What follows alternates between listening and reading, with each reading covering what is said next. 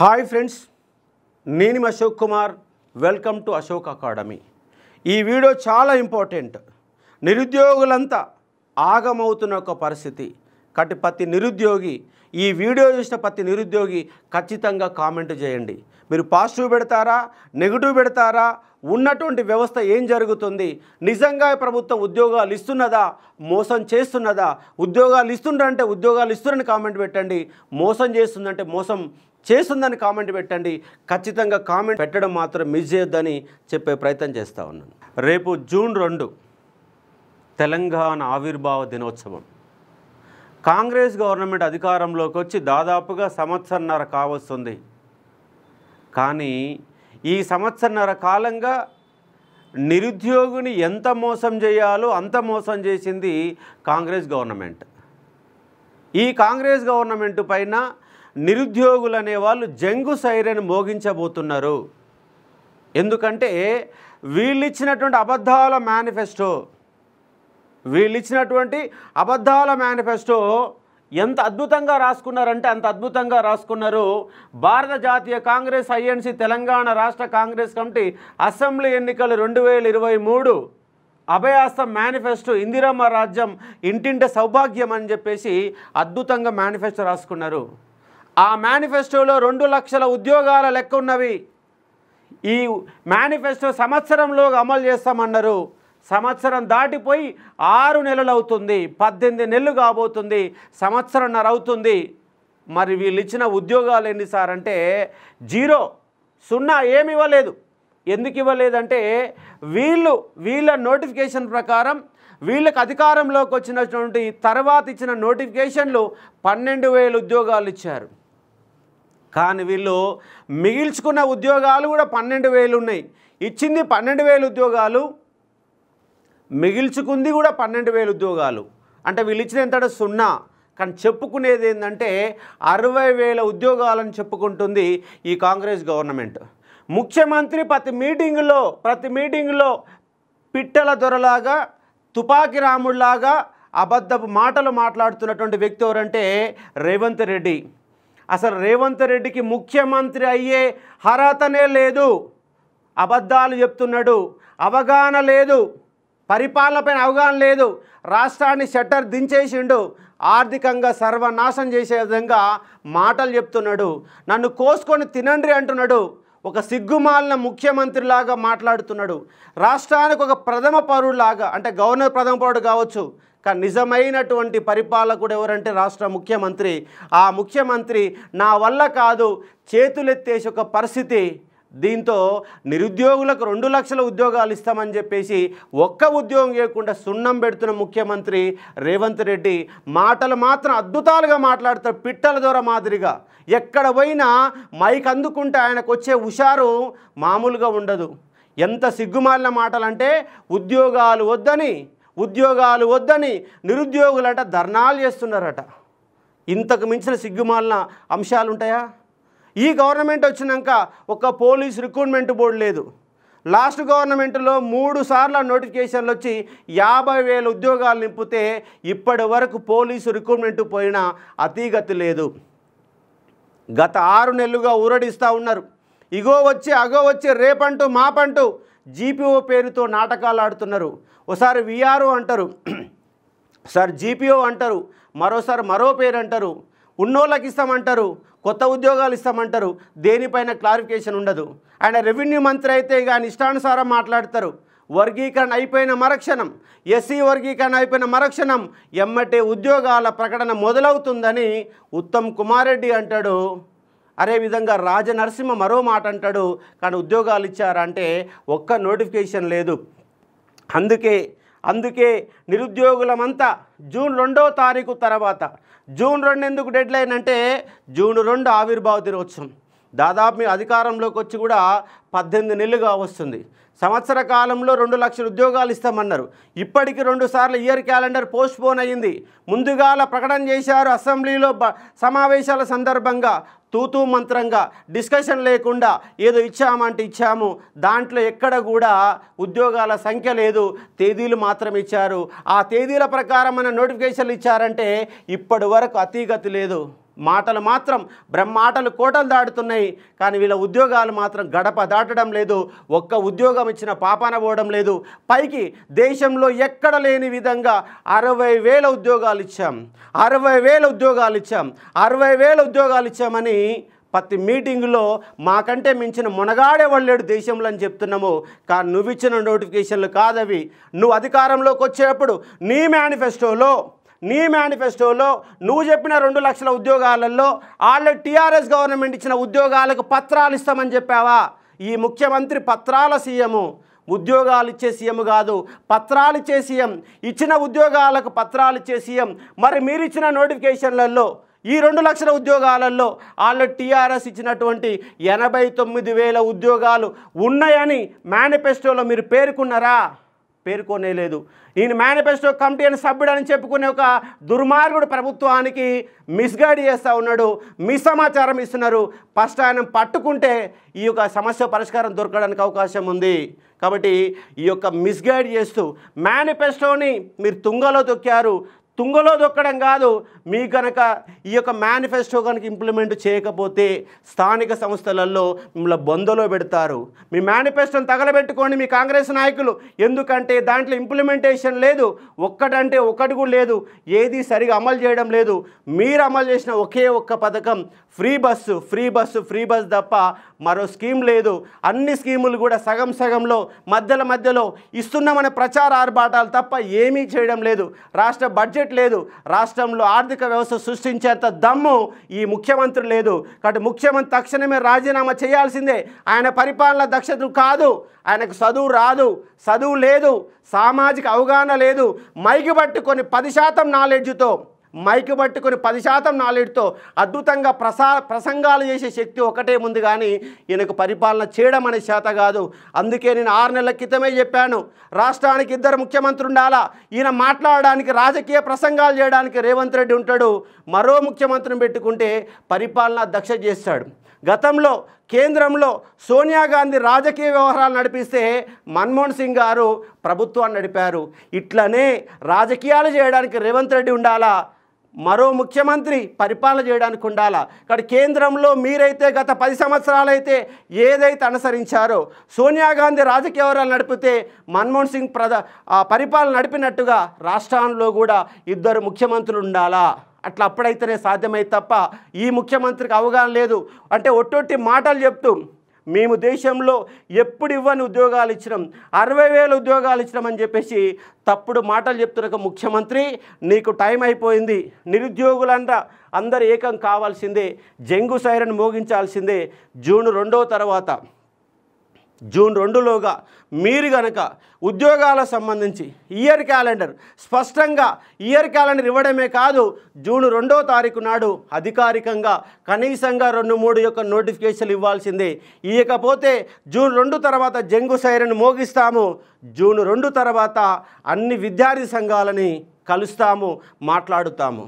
June 2 తర్వాత అన్ని ప్రతిపక్ష పార్టీల నాయకులను కలుస్తాం, నిరుద్యోగులమంతా ఏకమవుతాం. చదువుకున్న నిరుద్యోగులేమో రోడ్ల మీద తిరుగుతున్నారు, చదువు రానోళ్ళేమో ముఖ్యమంత్రి అవుతున్నారు. రేవంత్ రెడ్డికి ఎలాంటి అర్హత లేకున్నా కేవలం మైకు పట్టుకొని మాట్లాడే శక్తి ఉందని చెప్పేసి ముఖ్యమంత్రి సీట్లో కూర్చోబెడితే రాష్ట్రాన్ని అధోగతి పాల్చేయడమే కాకుండా నిరుద్యోగులకు ఏ ఉద్యోగాలు సృష్టించారు, ఎన్ని కంపెనీలు తీసుకొచ్చారు, దాంట్లో తెలంగాణ బిడ్డల వాటా ఎంత, జీవో నెంబర్ 46 రద్దు చేస్తారా, పోలీస్ రిక్రూట్మెంట్ ఎప్పుడు ఇస్తారు అని విద్యార్థులంతా ప్రశ్నిస్తున్నారు. అందుకే జూన్ 2 తర్వాత అన్ని విద్యార్థి సంఘాలతో, అన్ని రాజకీయ పార్టీలతో కలిసి మాట్లాడి 1,00,000 మందితో హైదరాబాద్ని ముట్టడి కార్యక్రమం చేస్తాం. జూన్ 2 తర్వాత ఖచ్చితమైన కార్యాచరణ మాది ఉండబోతుంది, కదిలిస్తాం. లాస్ట్ టీఆర్ఎస్ గవర్నమెంట్లో ఒక 5,000 మంది తెలంగాణ పబ్లిక్ సర్వీస్ కమిషన్ ముట్టడి చేస్తే గత గవర్నమెంట్ కూలిపోయింది. ఇప్పుడు కనుక నిరుద్యోగులు కనుక 1,00,000 మంది హైదరాబాద్ కనుక ముట్టడి చేస్తే మీ ప్రభుత్వం ఎక్కడ ఉంటుందో అర్థం చేసుకునే ఒక ప్రయత్నం చేయవచ్చు. ఎందుకంటే మీరు అధికారంలోకి వచ్చిందే నిరుద్యోగులకు మాయ మాటలు చెప్పి, సమావేశాల్లో చెప్పి మాట్లాడి, ఒక్క కేసీఆర్ ఉద్యోగాన్ని ఊడగొడితే మీ అందరికీ 2 లక్షల ఉద్యోగాలు ఇస్తామని చెప్పారు. మీరు ఉద్యోగాలకు ఎక్కారు తప్ప నిరుద్యోగులకు ఉద్యోగాలు ఇవ్వడం లేదు. కేవలం నియామక పత్రాలు ఇచ్చారు. గ్రూప్ 1 ఉద్యోగాలు మొత్తం అమ్ముకున్నారు, ఓసీ వాటాగా మార్చిపడేసుకున్నారు, గ్రూప్ 1 ఉద్యోగాలు అమ్ముకున్నారు. ఇక గ్రూప్ 2, 3లో ఏం జరిగిందో ఎవరికి అర్థం కాదు. ఆయన ఒక బీసీకి సంబంధించిన ఒక తెలంగాణ పబ్లిక్ చైర్మన్ బుర్రా వెంకటేశం ఉన్నాడు, కానీ బీసీలకు అన్యాయం చేస్తున్నాడు. ఆయన అక్కడ కూర్చొని నాలాంటి వాళ్ళు మాట్లాడితే పరువు నష్ట దావా కేసులు వేస్తున్నాడు, పోలీసులతో కేసులు పెట్టిస్తున్నాడు. అంటే ఆయన కూడా అవగాహన ఉన్నదా తెలంగాణ అవసరమైన? పైగా సిలబస్ కమిటీ అంట. ఏం ఉద్ధరించారని మీరు రాష్ట్రంలోకి వచ్చినాక? 25 మంది ప్రొఫెసర్లతో సిలబస్ను తయారు చేశారు, పేపర్లు తయారు చేశారు. అంటే 25 మంది ప్రొఫెసర్లు వాళ్ళు నాలెడ్జ్ ఉన్నోళ్ళు కాదా? యూనివర్సిటీ ప్రొఫెసర్లు కాదా? అరగోపాలకు తెలుగు లేదా? నాగేశ్వరరావు తెలుగు లేదా? గంటా చక్రపాణి తెలుగు లేదా? వీళ్ళందరూ తయారు చేసినటువంటి ఒక సిలబస్ని ఎన్ని ఉద్యోగాలు ఇచ్చారని, ఎన్ని ఎగ్జాములు పెట్టారని మీరు అప్పుడే సిలబస్ మారుస్తున్నారు. ఇప్పుడు 2 లక్షల మంది లాస్ట్ నోటిఫికేషన్, అంతకుముందు నోటిఫికేషన్ చదివిన వాళ్ళంతా ఇప్పుడు మళ్ళీ కొత్త సిలబస్తో మళ్ళీ ప్రిపేర్ కావాలనా? అంటే ప్రభుత్వం మారిన ప్రతిసారి వ్యవస్థలు మారుతాయా? చైర్మన్ మారిన ప్రతిసారి వ్యవస్థలు మారుతాయా? UPSC union public service commission ఎప్పుడు సిలబస్ మార్చారు? ఎప్పుడు ఎగ్జామ్ ప్యాటర్న్ మార్చారు? ఎన్ని సంవత్సరాలు ఉంటుంది? మీరే ఎందుకు మారుస్తున్నారు? అంటే మీకు పని పాట లేదు, విద్యా వ్యవస్థ పైన అవగాహన లేదు. ఏదో ఉద్ధరిస్తున్నట్టుగా ఏదో చేస్తున్నాక బిల్డప్ మాటలు ఉన్నాయి. ఇవాళ చైతన్య, నారాయణ లాంటి విద్యా సంస్థలు రాష్ట్రాన్ని జలగల్లా పీడిస్తున్నాయి. ఒక యూకేజీ వాడికి, ఒక ఎల్కేజీ వాడికి ₹1,00,000 ఫీజు వసూలు చేస్తూ ఉన్నారు, ₹1,50,000 ఫీజు వసూలు చేస్తున్నారు. సిగ్గు అనిపించడం లేదా? ఆ విద్యా వ్యవస్థ క్రమబద్ధరించే ప్రయత్నం చేయండి. గవర్నమెంట్ హాస్పిటల్ అనే వ్యవస్థ మారిందా? మీరు ఉచిత పథకాలు ఇచ్చి బొక్కాబోర్లా రాష్ట్రం యొక్క ఆర్థిక వ్యవస్థను మొత్తంగా దివాలా తీసిన ఒక పరిస్థితి రాష్ట్రంలో నెలకొంది. మీకు ఉద్యోగాలు ఇచ్చే శక్తి మీకు లేదు, ఉద్యోగాలు సృష్టించే శక్తి మీకు లేదు. కాబట్టి దిగిపో ముఖ్యమంత్రి, దిగిపో. నీ వల్ల కాదు. నీ ఏమైనా కేవలం ఉత్తర కుమార మాటలు, తుపాకి రాముడి మాటలు, పిట్టల దొర మాటలు నేర్చినటువంటి ముఖ్యమంత్రి, పరిపాలన చేతగానే ముఖ్యమంత్రి. ఈ తుపాకి రాముడి, పిట్టల దొర కనుక రాష్ట్రానికి ముఖ్యమంత్రి ఉంటే ఈ ప్రభుత్వం నడవదు, రాష్ట్రం దివాలా తీస్తుంది. దేశంలోనే ఎక్కువ ఆదాయం కలిగినటువంటి రాష్ట్రంగా, జీడిపి రేట్ ఎక్కువ ఉన్నటువంటి రాష్ట్రంగా, మిగిలినటువంటి రాష్ట్రంగా ఉన్న రాష్ట్రాన్ని దివాలా తీస్తున్నారు. ఓ నిరుద్యోగులారా, ఒక్కసారి ఆలోచన చేయండి. మనం కూడా అస్సాం గణపరిషత్ లాగా నిరుద్యోగులంతా ఏకమై రాష్ట్రాన్ని చేజెక్కించుకుంటే తప్ప ఇది సాధ్యం కాదు. ఎందుకంటే పాలకులు నోట్ల కోసం కక్కుర్తి పడుతున్నారు, నోట్ల కట్టలతో రాజ్యాన్ని నడిపిస్తున్నారు. ఇవాళ సరస్వతి పుష్కరాలు చేశారు. అసలు సరస్వతి నది ఉన్నదా అంటే యాడ కనపడదు. కానీ సరస్వతి పుష్కరాల పేరుతో 250 కోట్ల దిగమింగడానికి ప్రణాళికలు వేశారు. వీళ్ళు ఖర్చు పెట్టేది 20%, దిగమింగేది 80%. ఇవాళ ప్రపంచ అందగత్తెల పోటీలు పెడుతున్నారు. రాష్ట్రమే దివాళా తీసిందంటారు, ఉద్యోగాలు ఇవ్వరు.